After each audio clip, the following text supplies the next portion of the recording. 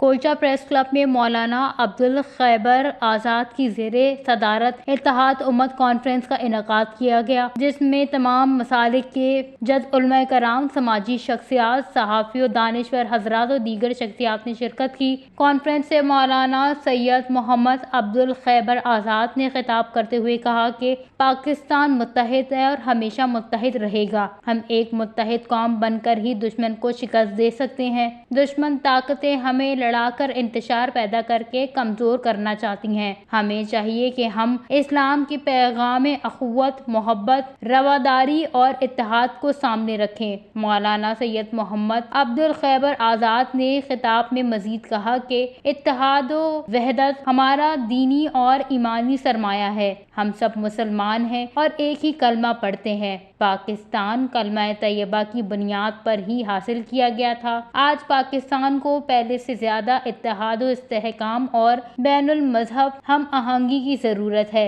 हमने अपने इत्तेहाद और दाखिली इस्तेहकाम के जरिए दुश्मन को शिकस्त देनी है। मैं इस मौके पर उलमाए कराम की खिदमत में गुजारिश करना चाहता हूँ कि आप मुहर्रमुल हराम में खुसूसी तौर पर दुश्मन की साजिशों पर नजर रखें। इंतशार और अदम इस्तेहकाम की हर साजिश को अपने इत्तेहाद और यकजहती के जरिए नाकाम बना दें। इस्लाम का पैगाम भी हम सबको मुत्तहिद रखने का है। दीगर मुकर्रिरीन ने इत्तेहाद उम्मत कॉन्फ्रेंस से खिताब करते हुए कहा कि मुल्क की सलामती के लिए उल्मा हर कुर्बानी देंगे, दुश्मन को कामयाब नहीं होने देंगे, हुब्बुल वतनी के तमाम तकाजे पूरे करेंगे। अगर जान का नजराना देना पड़े तो भी हरगिज पीछे नहीं हटेंगे। हम सब पाकिस्तानी हैं और इस परचम के तले हम सब एक हैं। पाकिस्तान मुत्तहिद है और हमेशा मुत्तहिद रहेगा।